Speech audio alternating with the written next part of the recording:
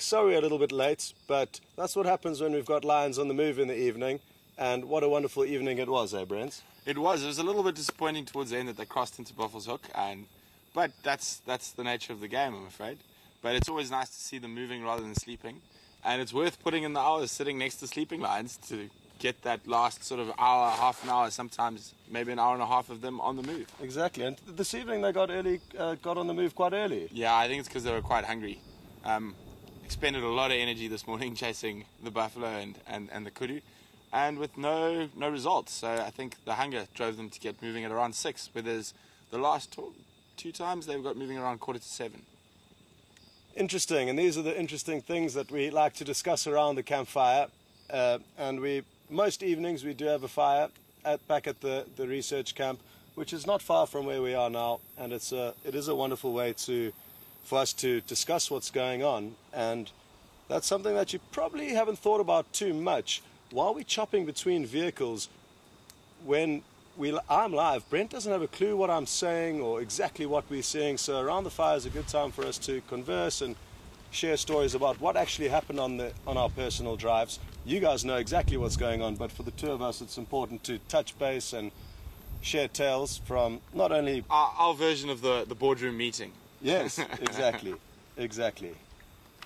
So for those of you who are new to the Fireside Chat, we like to kind of run through a few of the highlights of the week, which is what we'll start off doing, and then we'll start answering your questions, and Alex in the final control will do his best to get those questions through to us.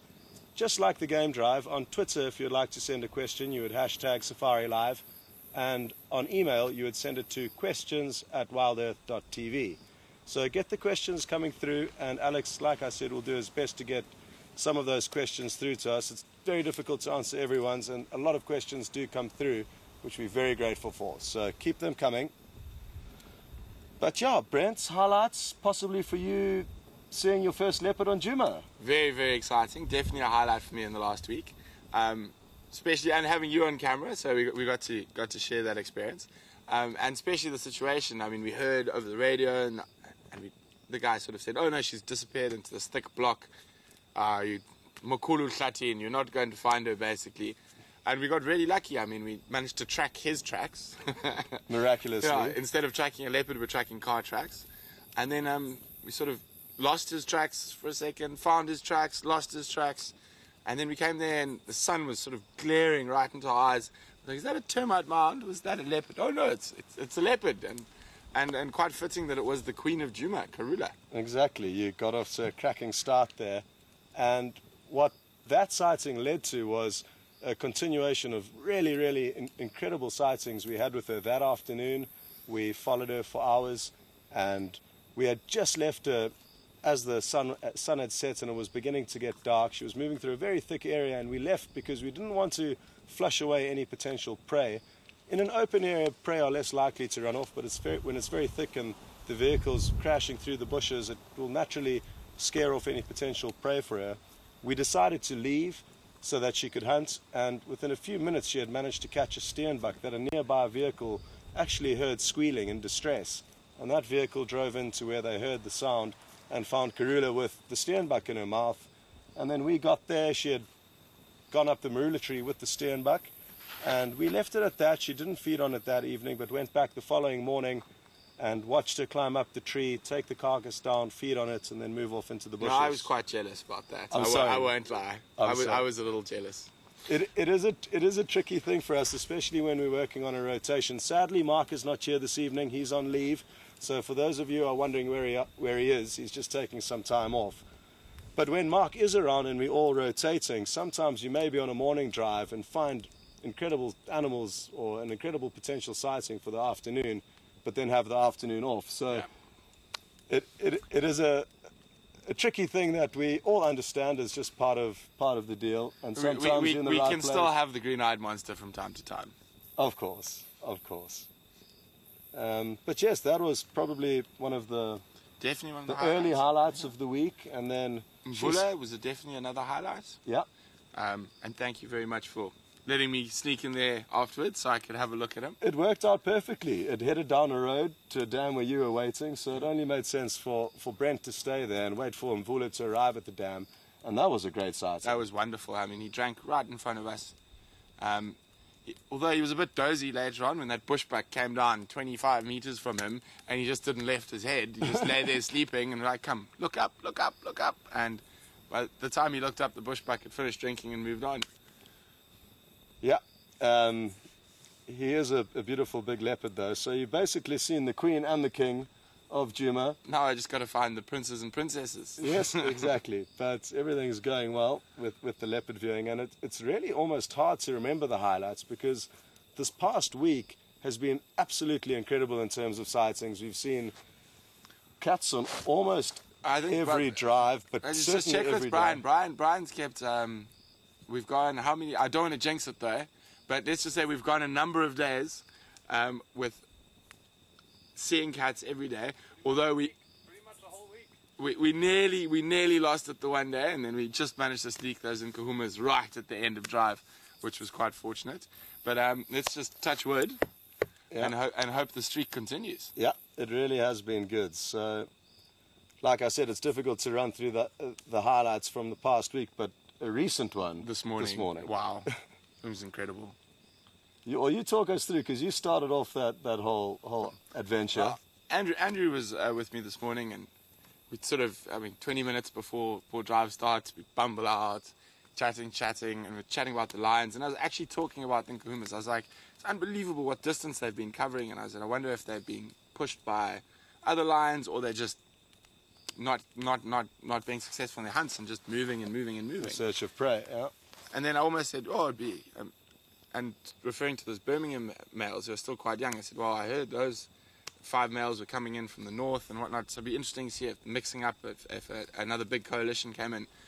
And I was like, wow, that's very strange. There's no impala or nyala or anything around the dam. And Andrew just goes, lion! I was like, oh, geez, well, Problem solved. Problem solved. And we were very lucky. We had a wonderful sunrise with the lions. And then they proceeded to sleep. For which lions do best, we all know. For the majority of the, must have been a good, almost exactly half the drive. Because then no one else was really wanting to come into the sighting. So I called Scott, and Scott came, and as Scott was coming, you found the buffalo. Yeah. And before that, they'd seen waterbuck on the dam wall. They didn't see the bushbuck, but they did see the waterbuck, and they sort of half got up, and the one line here started going off, but then the waterbuck ducked behind the dam wall.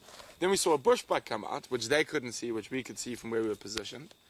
And I think the bushbuck did the same as the bushbuck did with Mvula, snuck down to the edge, had a quick sip, and then disappeared. And then you came in and you said, oh, the buffalo are coming, and then you positioned yourself on the wall, and we positioned ourselves on the other side, and I must say, for those who watched, you'll know from there, it was incredible. It really was. It was funny when Brian and I were driving around in search of anything interesting.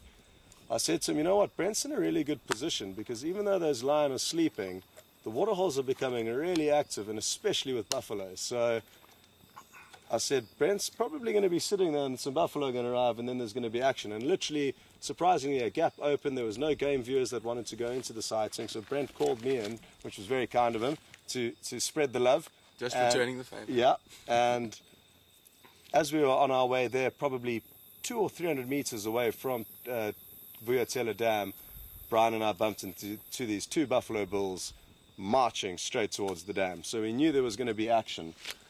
But it took a lot longer than we expected for anything to actually kick into I think gear. there's some Hollywood actors and actresses could learn a bit about building suspense from the Nkuhuma Pride. No, it was incredible. I mean, especially having those 2 males there. You would expect them to almost go into hunt mode, and they were hungry. Yeah, and they sat right at the back. Yeah. And I mean, Scott and I were having a conversation. I know you can't always hear what the other's saying. And I think Scott was live, and he was like, can you give me an update on the bellies of those lions today? Are they fat? Are they skinny? I was like, no, they're really skinny. The males are completely flat bellies. And he was like, and I was like, it's very strange the way they're behaving. And I just heard Scott say, I'm glad you agree, because I think so as well.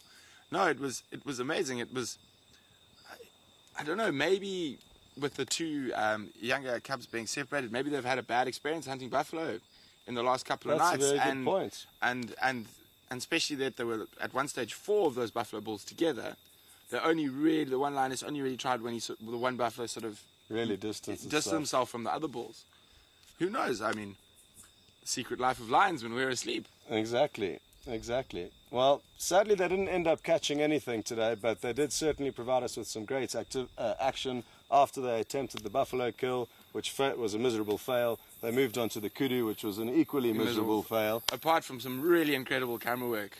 Exactly. And the cameramen both need a salute and a round of applause from the presenters, because you guys, really to film in those scenarios when we're moving around and so much is going on is really not easy. So very good job to the cameramen. Unbelievable job. And just looking at the screenshots that a lot of you got, I mean, they look just as good as photographs, as if you were here. So really well done to both the cameramen for providing the great shots and also the viewers for snapping off those great screenshots. Geez, some of your photos are better than mine, and I was there with the big camera.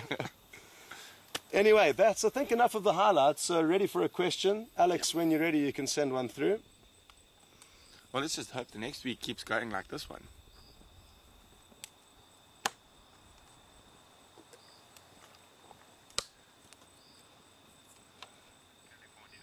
Chris from California has just asked, good evening, Chris, just asked us how we feel when we are kind of surrounded by lion or in amongst lion in terms of our adrenaline levels, and, you know, do we get really scared or excited? What do you think, Brent? Well, I suppose it's a bit different for us who've been working and live out in this every day. I get excited rather than scared. I really like it when we're with the lions and they're around us, and especially in the hunting. I actually showed, I think it was Andrew today. I was like, oh, they're gonna get a buffalo. But so I don't feel nervous at all. I don't know about you, Scott. I agree. It's certainly more a feeling of excitement than fear, because it really is exciting to have such apex predators, such beautiful animals in such close proximity to you, especially when they're on the move, walking past the vehicles. When they do stop and look at you at that proximity, I wouldn't say it scares me. There's an instinctual response. But yes, and your awareness to how dangerous they could be certainly becomes heightened. So it's maybe more of a respect thing than a feeling of fear. But when they lock eye contact with you from close proximity, that does get the 1,000-yard stare. They don't look at you, they look through you. Exactly. So good question though, Chris, and thanks for asking that. You should try your best to get out here and experience it firsthand. It really is a rush, especially for the first time. Like most things in life, a first-time experience can be the most memorable, and having any predator in close proximity to you for the first time certainly will get the blood pumping. Okay, Alex.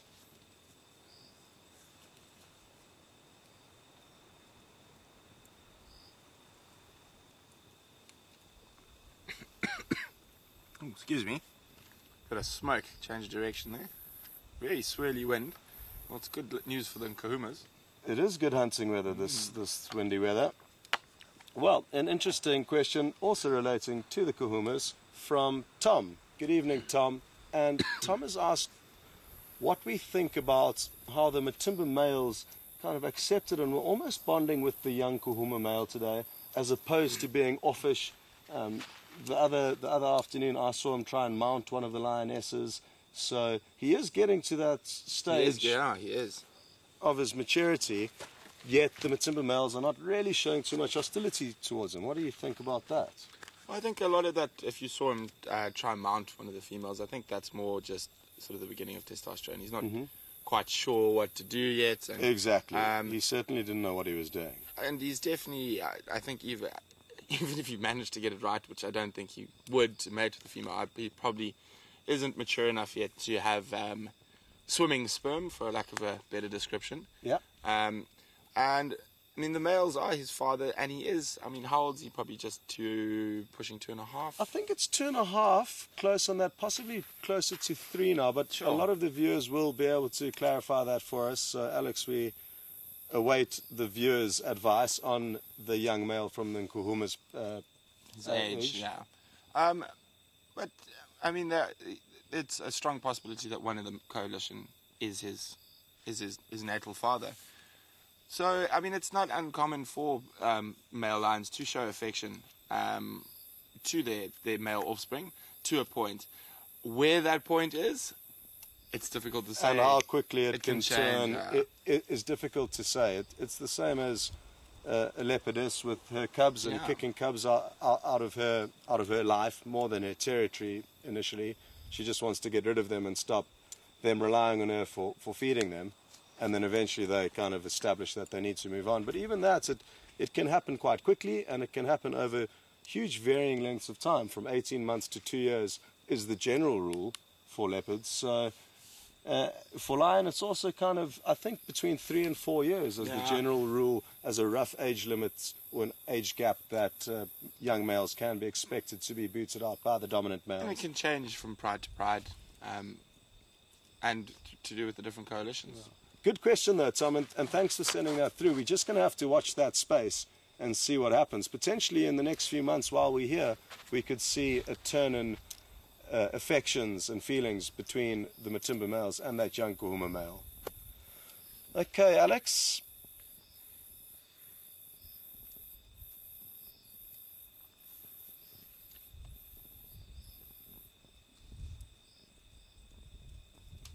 Okay, we've got a question from Mary. Good evening, Mary. Hello. Mary is asking, how many languages do we speak? Well, do we speak or do we speak well? There's a very... I think so that you can get by in a general conversation in any country or place of that language. So good enough to just to get by. To get by. Well, English Afrikaans. Yeah. I can probably understand a lot more Zulu than I can speak these days. Mm-hmm. And the same goes with Shangaan, although Shangaan is very difficult, all those high-pitched whistles. Yeah. And probably Swahili. Mm-hmm. And the reason why you say that you feel that you could understand a lot more Zulu and Shangaan than you could speak, is that because you've got another African language that's kind of a more recent language that you've been speaking? And learning, I suppose. And learning. When we were younger, as was Scott's also from the same province I'm from, and it's the home of the Zulu nation. So we spoke Zulu on the farm and stuff from little kids. And then you sort of go to school and you got English and Afrikaans and then moved to Botswana, and then you got Setswana, which I battled with. I mean, completely different. I don't know, it's also I just haven't spoken it enough. With the Shangaan, I've spoken more recently, so I don't know, it's difficult. Mm-hmm. But strangely enough, out of all the ones, is the place I've spent the least time is the language I remember the most of, which is Swahili. Is that not because it was most recently that you were speaking that language? Or no, full time in a bush environment where you're more likely to be speaking exactly it. And a very similar experience to what you had with Swahili. Literally, in the bush, no other people who could speak English. It's either teach 25 people how to speak English, or you learn Swahili. Exactly. And it's interesting because Brent and I are very similar then, because English and Afrikaans were our kind of languages that we did at school. And Afrikaans, for those of you who don't know, is essentially a language of Dutch descent from the Dutch settlers that settled here and pioneered a lot of South Africa amongst with the British. So anyway, it's a language of Dutch origin. And I also spoke Zulu growing up in my hometown, and then Shangaan working here in the Sabi Sands, and then went to East Africa and started speaking Swahili. So now my kind of language filing cabinets upstairs is it gets a bit the freshest files are the Swahili ones. And even now when I'm in the bush and around local people, I want to speak Swahili to them. If they speak Shangaan or speak Zulu, I can understand it because it comes back from the old dusty filing cabinets. But if I want to speak to them, I battle to find the right words without using Swahili, which is the most recent language I've been speaking. The funniest thing is when I arrived in Gabon, everyone there speaks French. Central and West Africa, French is the dominant language. And I start saying hello in Shangaan, in Swahili, in Zulu, and I'm just getting these strange looks. Oh, yeah, my French is atrocious. Okay, so Brent is not a French speaker, and neither am I, sadly. It's a beautiful language. I love the sound of French people speaking, but I'm no good at it myself. So we're both then essentially in the same language category, with 5 languages that we can get by with, depending on which we've been speaking most recently. Exactly. But English is our mother tongue. Mother tongue. Okay, Alex.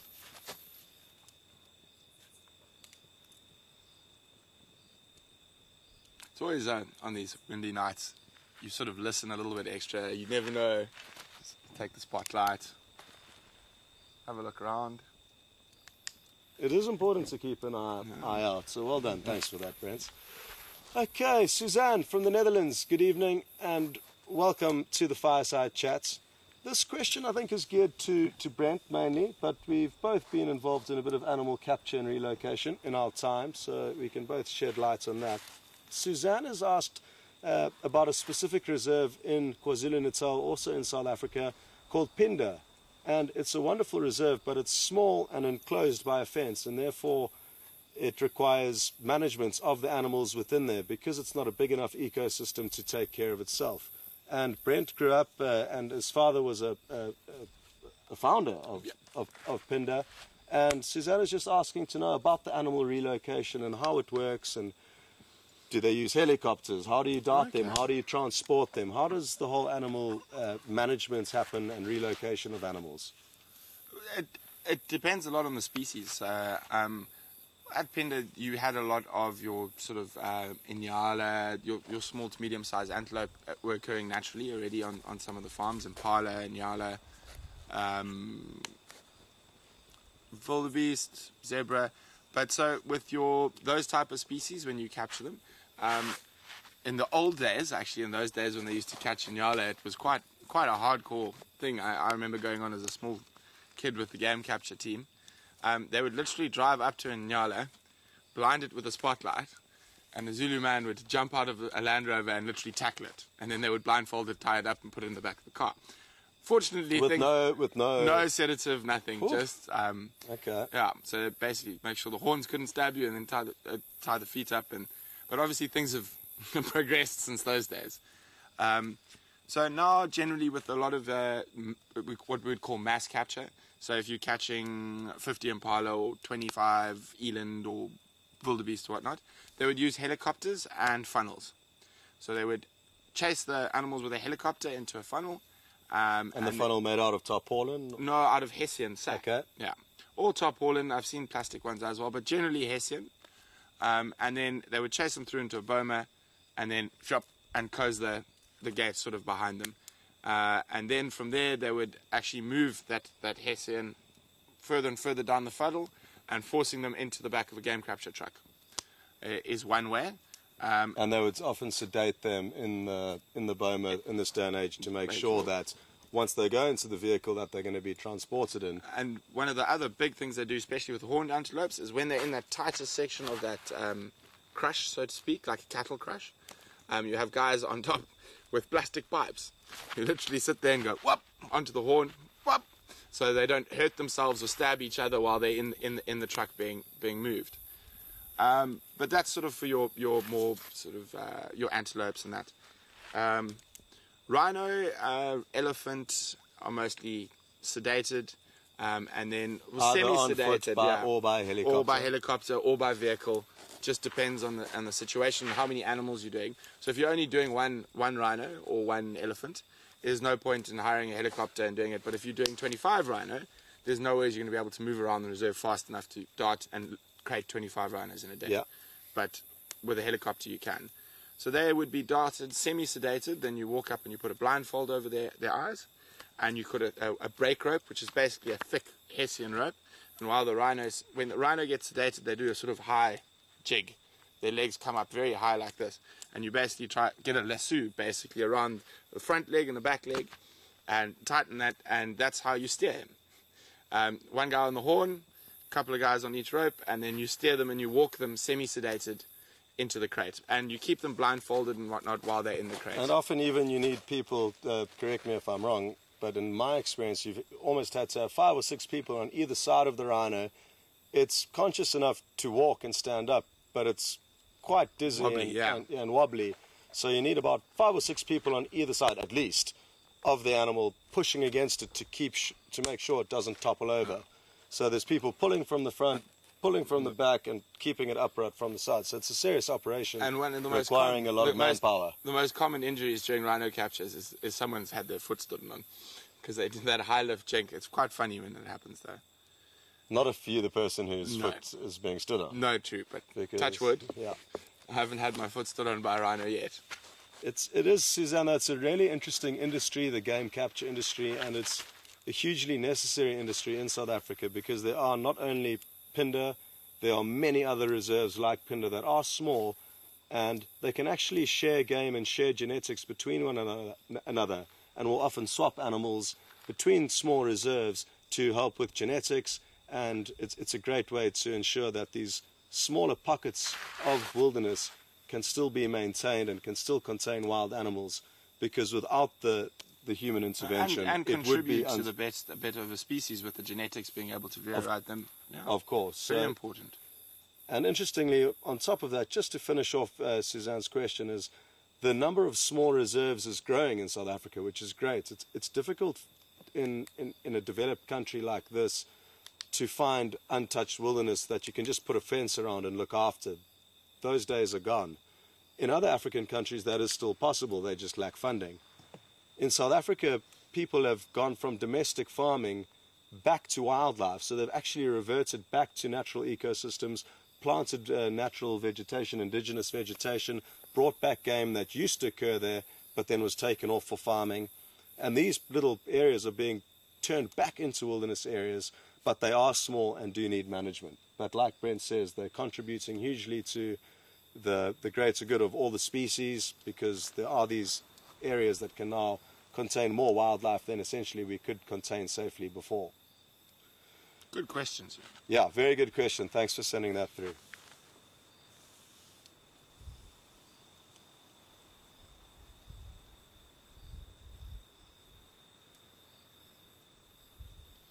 Whew, we've got a bit of a controversial question that's come through, boy. Putting us on the spot, from Sandy in Michigan, I believe. Good evening, Sandy. And Sandy's asking what we think in Indiana. Sorry, Sandy from Indiana. Sandy is asking what we think about lion parks and smaller and similar places, I guess, not only lion parks, but any small park where animals are not kept in a natural environment and are kept in small pens, essentially. Let me start. You go first. Let me start, if you don't mind. Not at all. Like anything in life, even doctors and lawyers, any profession or any industry, you're going to get good people and you're going to get bad people. And I think a lot of smaller parks or similar, similar kind of setups like a lion park where animals are in captivity, you may get some that are run with the greater good of the animal as the main focus, and you may get others that are run as money-making ventures. And, you know, we all know that humans are greedy and will do strange things when money is involved. So we probably hear about a lot of the worst stories that are made public, as a lot of bad stories are, I guess, in today's media. And we focus on the negative lion parks where animals may not be looked after well, or may be then sold off for canned lion hunting. Those are all things that do happen. But I don't think it's fair to say that all of them are going to be negative, and you are going to get some that are run properly, and will help have a increased genetic pool. They may not be wild animals, but those genes are still there and the animal is still living. That's something that we would love for a lot of endangered animals that don't exist anymore. Very true. So it's a tricky one. No, as Scott says, unfortunately in most places, the well-run ones are in the minority. Yep. And the tourist traps, as I like to call them, are in the majority, where the animals are mistreated and used for financial gain. Yeah. But if we get started too much on this, it could go on for hours and hours. Exactly, and it is, and that's it's a sign of a very good question. Yes, it is. Yeah. No, but I think Scott handled that extremely well. There are good ones and there are bad ones. Just unfortunately, at the moment, there are more bad ones than good ones, and hopefully that can change in the future. Yeah. So if you know of any or plan on going to any, possibly just really do your research into the place and try and find out as much as you can about it before supporting it. That would be my only advice on the subject. Okay, Alex, next question. Just quickly, for our US viewers there, 60 Minutes USA actually did an expose on some of those places quite recently, so I'm sure you can find that online somewhere.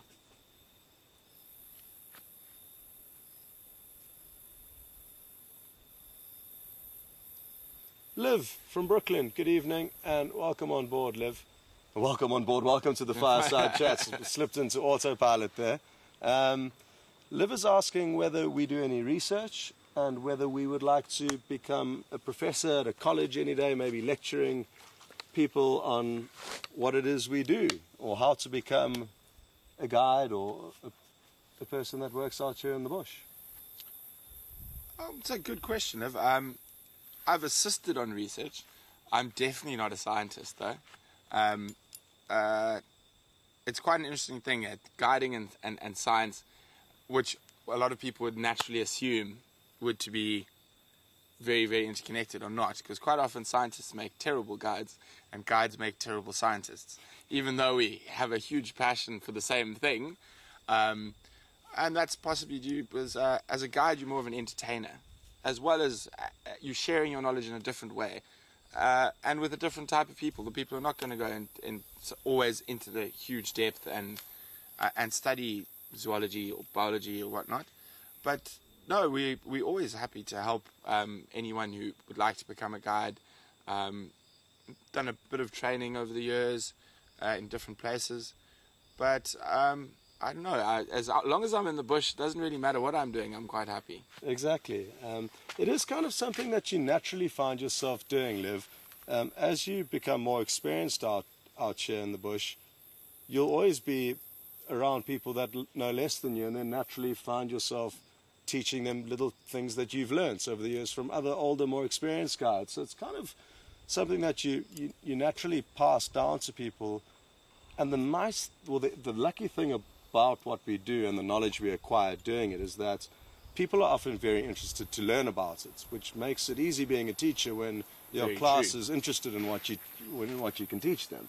So we're in a unique situation. Yeah, where like I say, a lot of the people that are asking you the questions are truly interested in what you're doing and what your answer will be. So that does make for an easy platform to teach from. Very, very well. So Very easy good platform. question though. I don't see myself being a professor lecturing anyone, but certainly love to share as much as I can with anybody about what I know out here, and it's a never-ending mountain of knowledge to climb in the wilderness, because there's just so many things to keep And you you'll guessing. see both Scott's and my rooms, it's just piles of tree books, grass books, flower books. You can never stop learning. Yeah. So good question, Liv. Thanks for sending that through. Right.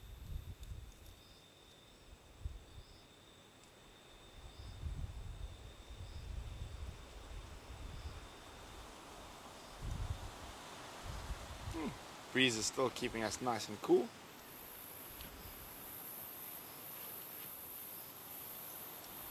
Okay, Dennis in Spain, good evening and welcome to the Fireside Chats. Dennis is asking us, is it dangerous to be sitting out here with lions about hunting, leopards, hyena? He was focused on the lion though mainly, but there are also leopard and hyena out here, Dennis, that could pose a threat to us. What do you think about that, Brent? It's more dangerous to cross the road. Not here though, across the road yet. in the city. Across the road in the city. Yeah, not yet. Well, what we're doing is we are making quite a lot of noise in the way we're speaking, which actually sometimes does attract predators because they're curious. But we are conscious, and you notice we do check behind us. And you'll notice we've chosen a very open area to sit. It's not like we're sitting in a riverine thicket, which that would be quite silly. But we've chosen an open area. I think normally we 100% fine. We would see or hear something that would give away. There's a wildebeest down there, and there's some impala over there, so they would act as our alarm system if a predator did happen to come. And hopefully Andrew would act as our alarm system over there. Yeah. So we've got kind of all our bases covered, but there's obviously a small chance something could happen. But a lot of the animals in this area and throughout Africa are cautious of humans. They've been persecuted by humans for hundreds and thousands and millions of years. So it's not something new to them that humans pose a threat, and animals avoid risk at all costs. Humans are a lot more likely or prone to take risks than animals, because animals don't have doctors, they don't have medical aid, there's no insurance. You can't take a chance, because if you get injured or make a wrong move, it could be the end of your life. Whereas humans are not really on the same wavelength there, I don't think. So just the fact that there's a fire here, a lot of lights, our voices, our smell, it's not something that attracts. They associate to food. And we don't smell like people used to smell when we lived on the savannah. We smell like deodorant and shampoo, and then we've got petrol and engine oil and all the other really strong smells that will mask. Yeah. So it is something that we have to be cautious of, and certainly when out at night in any wilderness destination, it's certainly worth keeping an eye on what's behind you. But unless you're asleep, you've probably got a good chance of chasing away anything that comes to cause trouble with you. If you fall asleep at a fire like this, you could wake up with any kind of predator around your neck, because they know you're asleep, and therefore they know you're not a threat to them because you're very vulnerable. So there are a few horror stories of people getting taken out of tents that they haven't zipped up, or falling asleep near a fire and waking up with a hyena around their neck. So it does happen. It certainly does. But in unique situations, and as long as you're keeping an eye out, like most dangerous scenarios you face in life, as long as you kind as long as you respect the area you're in and the situation you're in, you should be fine. Just as you would kind of, any city's got a bad area, or an area where you'll kind of heighten your senses and be on alert mode and make sure your wallet's deep in your pockets. That's the same world over, and all of us know that feeling that you get when in a certain area, and I guess it's a similar feeling to that. You just heighten the necessary senses to the surroundings that you're in. Okay, so just about under 5 minutes, or close to 5 minutes left. We've got a time for a few more questions, and Alex is doing a great job sending them through, so thanks, Alex, and you, the viewers, are doing a great job sending them through to Alex, so thank you very much.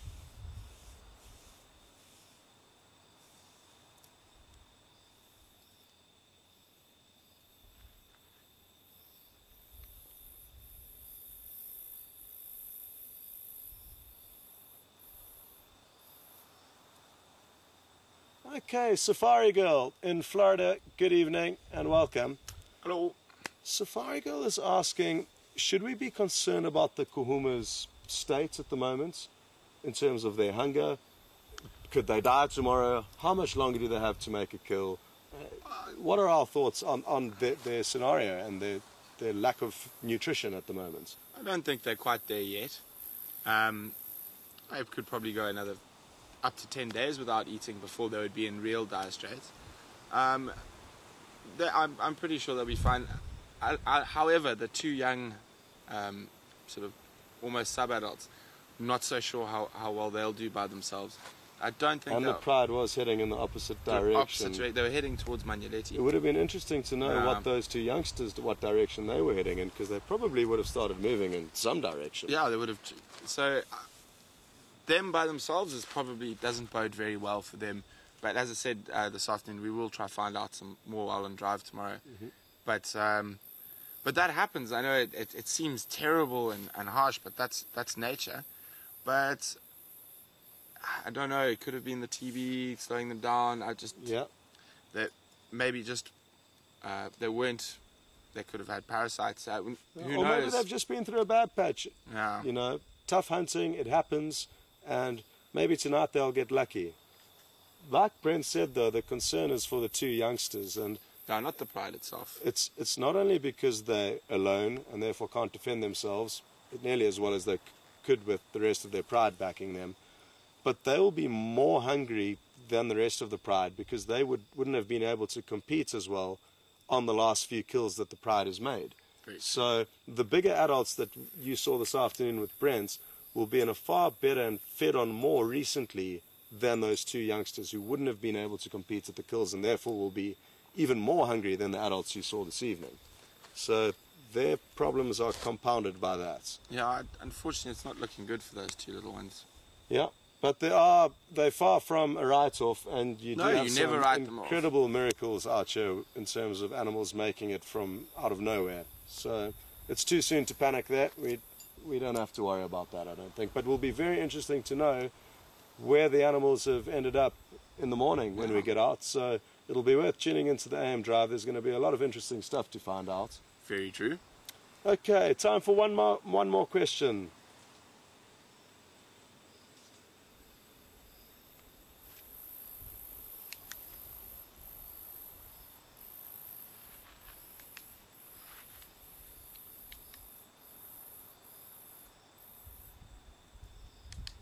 Joanne in Arizona, good evening and welcome along.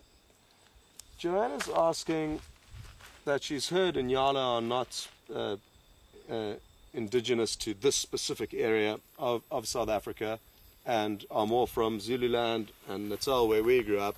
And are they having an impact on their smaller cousin, the bushbuck? And if so, are people researching it? What's being done about it?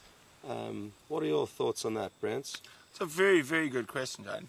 So Inyala were probably introduced to the Sabi Sands in the mid to late 60s to the south of us here on the Sand River.